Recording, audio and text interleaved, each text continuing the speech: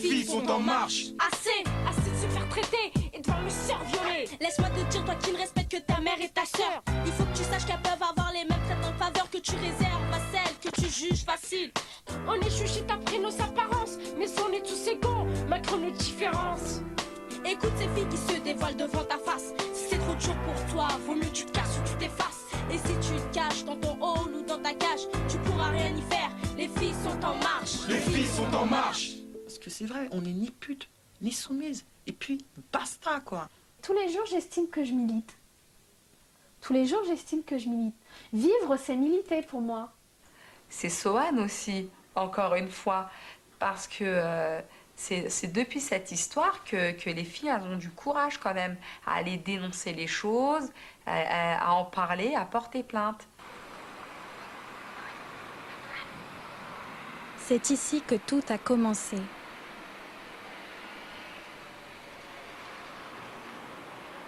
C'est dans cet immeuble que Sohan, 17 ans, a été brûlée vive.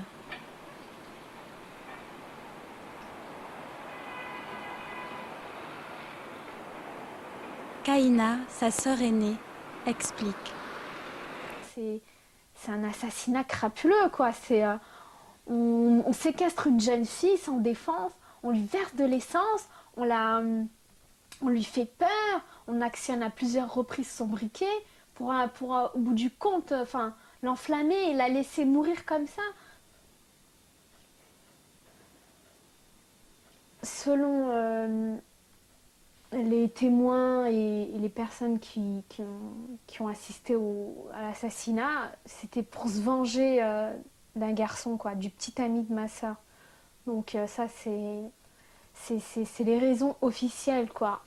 Pour moi, c'est un monstre, c'est tout. C'est un monstre parce qu'il a brisé la vie de ma petite sœur. Il l'a brûlée, il l'a torturée, quoi. Et en même temps, il a brûlé moralement, j'entends. Il a brûlé moralement toutes les personnes qui la connaissaient, toutes les personnes qu'il aimait. C'est dans cet endroit, dans ce local à poubelle de la cité Balzac, dans la banlieue parisienne, que le meurtrier a entraîné Sohan et l'a brûlée vive. On voit encore les traces de l'incendie sur le lieu du crime. C'est arrivé un soir du 4 octobre 2002. Ici, la police ne peut plus maintenir la loi et l'ordre. Le contrôle est passé dans les mains des jeunes chefs de gang, les caïds. La police se déplace toujours en groupe pour assurer sa propre sécurité.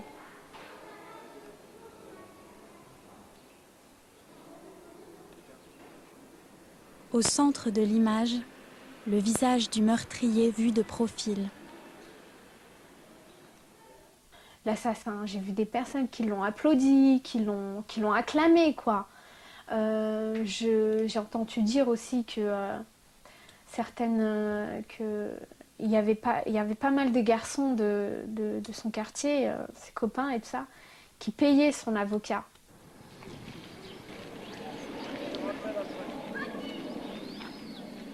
Dans ces banlieues, les caïds sont les chefs. C'est eux qui disent aux habitants ce qu'ils ont le droit de faire et de ne pas faire. Nous, les membres de l'équipe de tournage, aurions été perdus ici sans Momo et sa bande. Sans protection, nous n'aurions pas pu filmer. Nous leur avons donné de l'argent pour qu'ils assurent notre sécurité et nous n'avons pas cherché à en savoir beaucoup plus sur eux. Cité. C'est comme cela qu'on appelle ces ensembles d'immeubles aux environs des villes françaises, construites par des Algériens, des Marocains, des Noirs africains, qu'on a fait venir au moment du boom économique. Depuis longtemps, tout le monde savait ce qu'il se passait, mais le cas de Sohan a dépassé tout ce qu'on pouvait imaginer.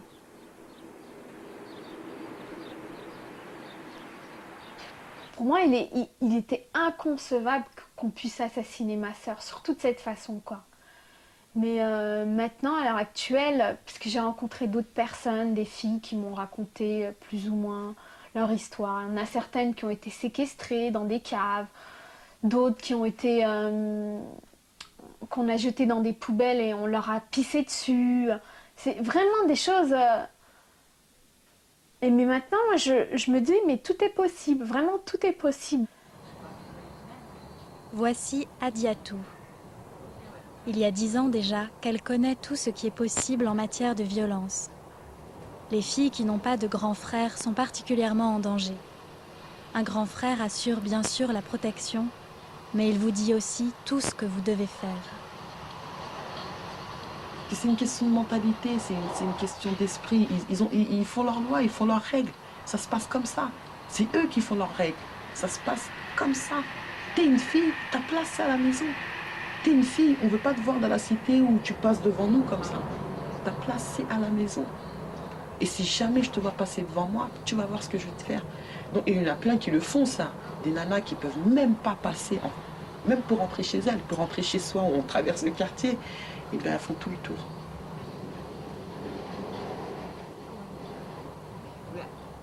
Adiatou a tourné dans un film, La Squale. Elle y jouait le rôle d'une fille rebelle. Elle est rebelle aussi dans la vraie vie.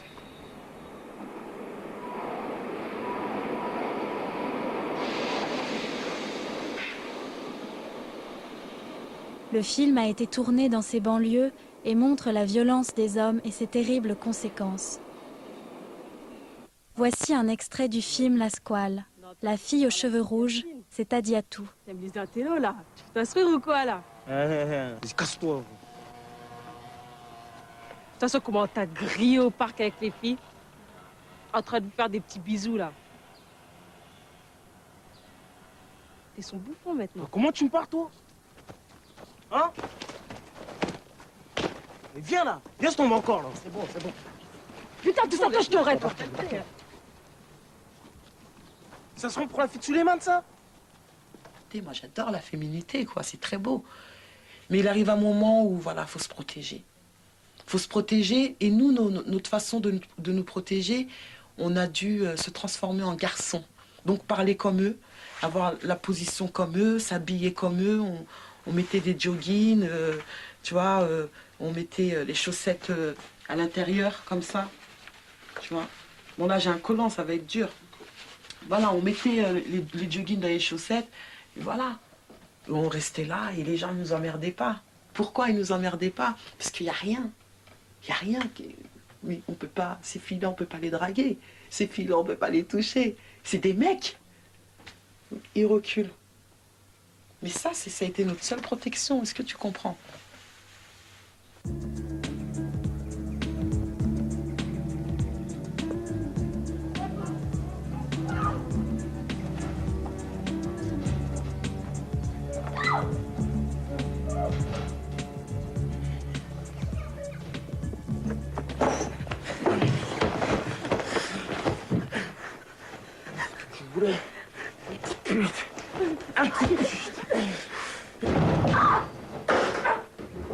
C'est une question de se valoriser aussi, se mettre en valeur face à ça, se mettre en valeur et dire, voilà, nous on est capable de faire telle chose. Nous on est capable de faire subir telle chose.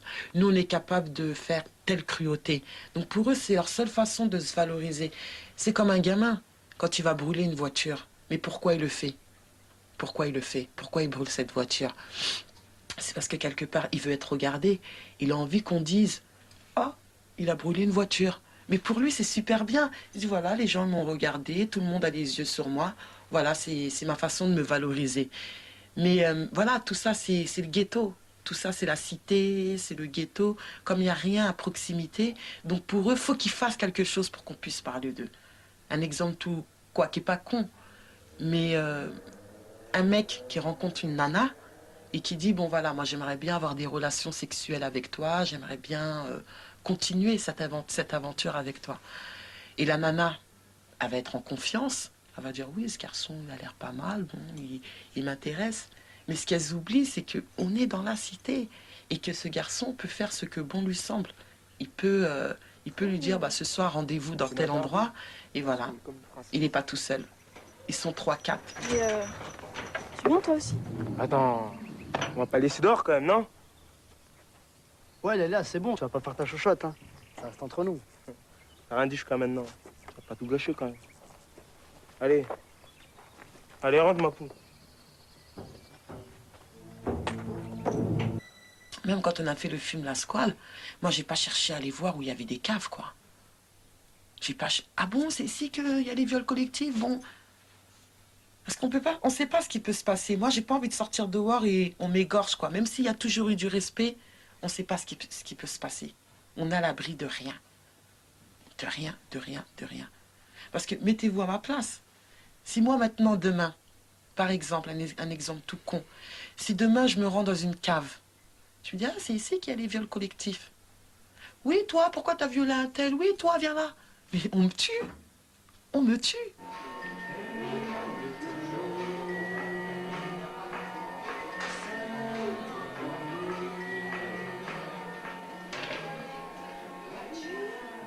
Fabrice Genestal est le réalisateur du film La Squale. Il a vécu plus de 12 ans dans le ghetto. Pendant une période, il y était aussi professeur. Il sait combien la vie des banlieues est violente et il a voulu le montrer à ceux qui ne connaissent pas cette réalité. Si on n'habite pas dans ces quartiers, on n'y va pas. Avec son film, Fabrice Genestal a voulu briser le silence qui entoure les viols. Personne ne parlait encore du phénomène des tournantes, c'est-à-dire les viols collectifs. Voilà, à l'époque c'était le tabou, ça l'est encore. C'est-à-dire tabou et surtout déni. Un déni qui commence par le déni de l'agresseur, des agresseurs, mais aussi déni de tout l'entourage des victimes. Et puis évidemment, silence de la victime elle-même qui se sent en général responsable, coupable, et qui tait en fait sa souffrance. Voici Afida. Elle a été violée 2 fois. Son père, originaire d'Algérie, l'avait mise à la porte à plusieurs reprises parce qu'elle aimait se maquiller, qu'elle se décolorait les cheveux et qu'il la trouvait trop jeune pour avoir un petit ami. C'était une honte pour lui. Elle vivait dans la famille de son petit ami ou dans la rue. Elle était considérée comme une fille facile par les garçons du quartier, une chose que l'on peut prendre si on veut. Un copain de son petit ami l'a entraînée dans le local à poubelle de l'immeuble et l'a violée. Elle a su après que son petit ami était d'accord. Il surveillait l'entrée. Elle avait 15 ans quand c'est arrivé. Il me menaçait avec un couteau et je criais, je pleurais. Il a enlevé son pantalon et puis voilà. Et sans scrupule. Et après? Et après, il m'a enlevé mon pantalon et il m'a violée. Et je criais, il avait un couteau, comme ça. Quelques mois plus tard, avec un autre garçon de ma cité, il m'a violée aussi dans un bâtiment. Et tellement que j'avais été traumatisée de mon premier viol, de mon plein gré, j'ai enlevé toute seule mon pantalon. On me frappait tout le temps, à plusieurs reprises. De toute façon, j'étais qu'un déchet. Hein. J'étais plus respectable. J'étais qu'un déchet. Il y a des gens qui peuvent dire oui, mais pourquoi tu t'es pas sauvée? Parce qu'il y a des gens qui sont là, oui, mais c'est de ta faute. Pourquoi tu t'es pas sauvée? Ça serait moi. J'aurais mis un coup de pied dans les couilles. Parce qu'il y a des gens qui osent parler comme ça, mais faut être là, quoi. C'est comme pour l'histoire de Sohan. Il y a plusieurs gens qui ont dit oui, pourquoi elle l'a suivi dans le local à poubelle. Ces gens-là, ils comprennent rien parce que sur le fait, on est tellement terrorisés, on a tellement peur qu'on n'ose rien faire. Puis on est des femmes, quoi. On se dit, on va lui mettre un coup, il va nous tuer. Voilà.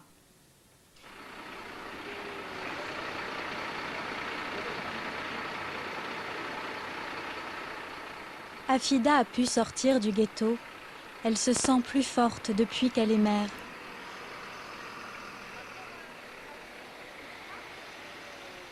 Elle a un petit garçon de 2 ans.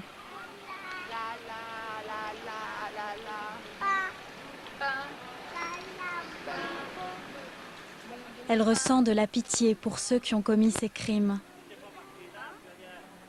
Elle les considère aussi comme des victimes, et pas seulement des coupables, victimes du ghetto.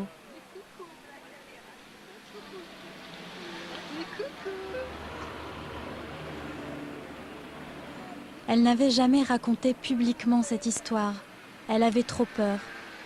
C'est maintenant qu'elle a trouvé le courage de le faire.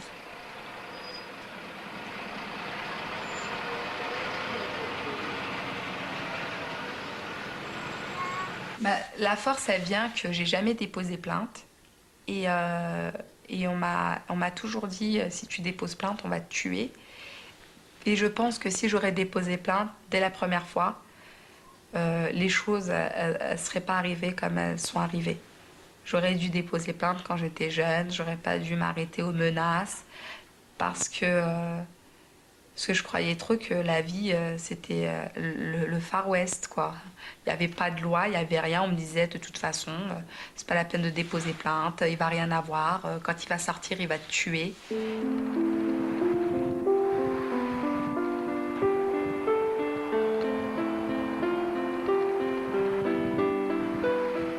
Mais qui sont ces filles? Ces nanas là qui marchent dans ma ville. Ces nanas là, tu veux savoir gars? Alors écoute ça. Je suis pas chanteur, je suis pas acteur. Je suis pas Kaïd, je suis pas Kaira, je suis juste un mec comme toi qui a peur du futur pour ma petite sœur. Catalogué par les ragots et les rumeurs. J'aimerais être libre. Nous ne sommes ni des putes ni des esclaves, et nous voulons être libres. C'est ce que ces jeunes filles chantent en rap avec des garçons. J'aimerais être libre. Marcher sans me faire agresser. Je demande la liberté, le respect. Je suis pas ta pute, je suis pas soumise, je suis juste une meuf que tu méprises. Ni pute ni soumise, c'est le nom d'une association créée pour lutter contre les violences faites aux filles dans les cités. Ni pute ni soumise propose une aide juridique aux filles qui en sont victimes. L'association fait aussi un grand travail d'information auprès de l'opinion publique sur la situation des femmes dans les cités. Ici, elles sont en train de préparer une marche de protestation dans Paris pour le 8 mars, Journée internationale des femmes. 30 000 femmes ont participé à la première manifestation. Voici Fadela Amara, la présidente de Ni Pute Ni Soumise, qui se bat depuis qu'elle a 13 ans. Elle a grandi dans une société fermée en banlieue.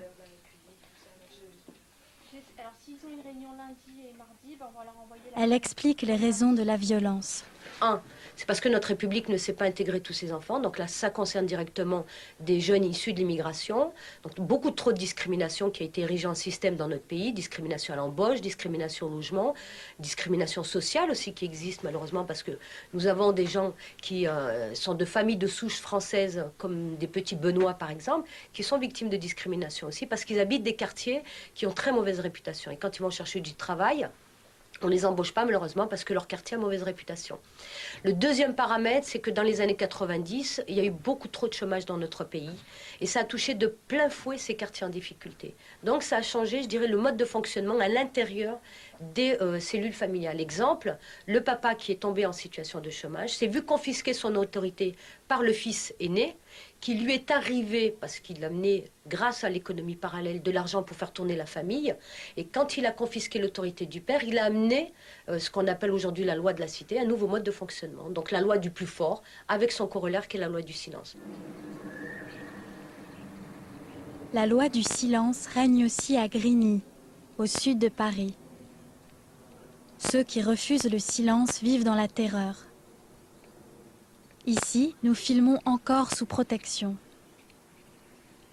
Il y a énormément de haine contre les médias parce qu'ils ne racontent que des histoires de vol, de trafic de drogue, de viol et de violence. Vous venez dans la journée, nous dit une femme en passant près de nous. Vous ne pouvez rien soupçonner. Venez plutôt dans la soirée ou la nuit et vous comprendrez pourquoi nous avons peur.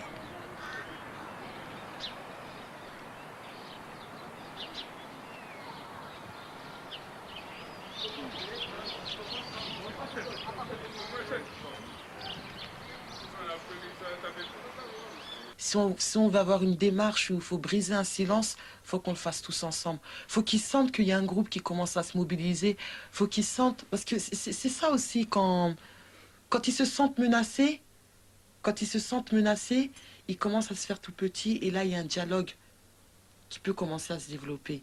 Mais s'ils sentent que on arrive, c'est juste du tralala, nanani, ne faites pas ça, c'est pas bien, nanani, nanana, bah eux, ils nous feront ça, tu vois. En ce qui concerne le gouvernement, à partir du moment où c'est médiatisé, à partir du moment où l'opinion publique s'intéresse à vous, là c'est clair que eux aussi ils ont un devoir, ils ont une obligation de s'intéresser et un devoir de réponse, quoi. Et là on les entend, là on entend parler d'eux, ils prennent position. Mais tant que c'est pas médiatisé, vous pouvez crever, tout le monde s'en fout, quoi. Il faudra arrêter les cités, les ghettos, parce qu'on met des Arabes et des Noirs dans des cités, puis hop, on les exclut. C'est comme on va dire, c'est comme une jungle. Voilà, on vous met dans une cité, entretuez-vous. Les beaux quartiers, c'est de l'autre côté, on vous mélange pas avec vous. Vous, on n'en a rien à foutre. Entretuez-vous, violez-vous. De toute façon, c'est entre vous, on s'en fiche. On s'en fiche. Il faudra arrêter ça. De bras dans la tête, en train d'obliger, j'ai la joie. Donc j'irai jusqu'au bout de mes idées. Beaucoup de bouffes se blaguent avec Dieu. Voici le chanteur D.O. Il dit que tous les garçons des cités ne sont pas des violeurs. Eux aussi souffrent du chômage et de la mauvaise image de leur quartier. Dans ses textes, D.O. se révolte contre l'indifférence de la société française. Sueur froide quand la vie te fait peur. Peur bleue, chronique, crime en rime, en bref pour les gens qui crient. Balance ma sauce un coup comme une télé dans la vie d'un zingame. Émeute ton chromique, crime en rime, en bref pour les gens qui criment. Balance ma sauce un coup comme une télé dans la vie d'un zingame. Papa, voilà. Et ça, c'est du grenier sous de son. Voilà. Voilà ceux qui ont besoin de comprendre certaines choses parce que on a toujours une image un peu fausse des quartiers, de ce qu'on vit ici. Et donc on nous apparente souvent des animaux, tout ça. Donc on tient à dire qu'on n'est pas des animaux et on représente les gens qui ont besoin d'être représentés, qui ont besoin d'être revalorisés. Voici Omar, Mourad et Mounir. Le maire communiste de Grigny leur a donné une caméra pour qu'ils filment leur banlieue et pour qu'ils s'expriment sur ce qu'ils vivent. On en a assez qu'on parle à notre place. Alors pendant des années, les gens ils venaient, ils parlaient à notre place.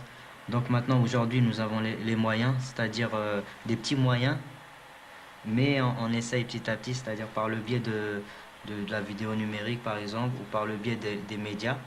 Ça se retourne un peu contre eux, mais c'est bien fait pour eux. Ils nous donnent les moyens, justement, de pouvoir s'exprimer. Bon, Babidi, toi, tu vas en premier. Après...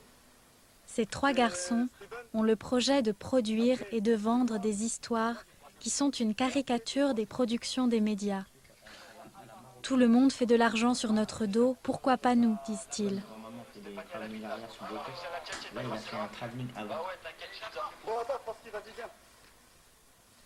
Dans cette séquence, ils mettent en scène la violence dont parlent les médias. Ah, ça fait mal, hein. Ils avaient une armure ou je sais pas qu'est-ce qu'ils avaient, mais ça fait super mal.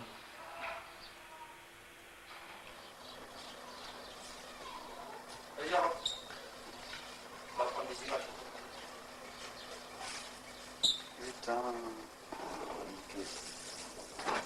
C'est foncé, Omar, c'est quoi ces traces? Oh là là. Comment vous avez... Comme ça, on a des images pour la garde des gants, pour montrer que la violence est un cercle vicieux. Voilà, on peut y aller maintenant. Vas-y, c'est bon, on est parti.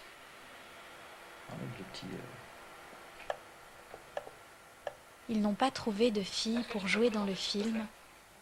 Alors un des garçons s'est déguisé en fille. Je crois que tu n'as pas une vie même très stable. Est-ce que tu veux nous en parler un petit peu de ta famille?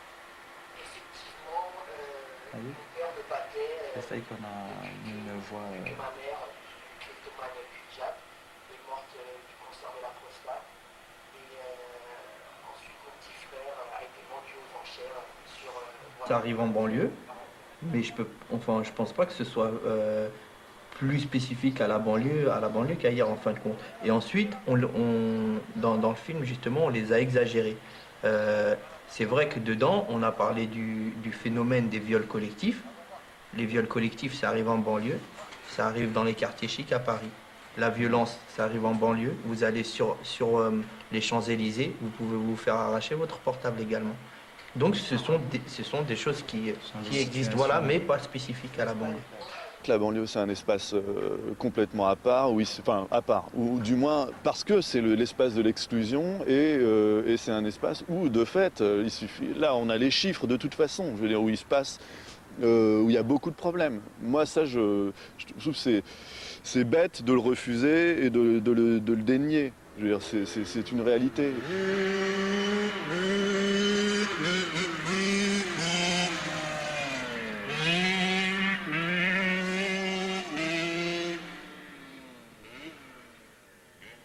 Kaïna et Afida ont quitté leur banlieue, mais pas Hadiatou.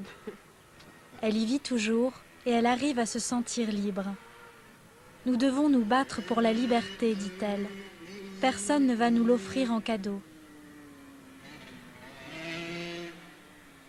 Depuis qu'elle a joué dans le film La Squale, elle est entrée dans une école professionnelle de comédiens à Paris et elle continue son combat contre la violence.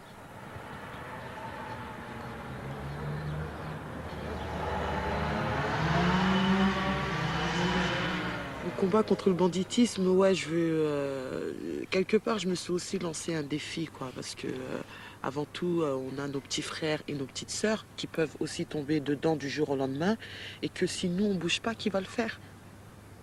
Moi, ma question elle est là aujourd'hui. Je me dis, si nous on bouge pas, qui va le faire? Tu pourras rien y faire, les filles sont en marche. Les filles sont en marche. Alors faut faire des efforts. Des putains d'efforts, avec un peu de volonté, ça peut s'arranger. Les filles sont en marche. Être libre c'est beau, mais c'est mieux quand c'est pour tous. Vis pour toi, pas pour les autres, la liberté de chacun existe. Liberté, la France, égalité, la France, fraternité. On est en France, mec.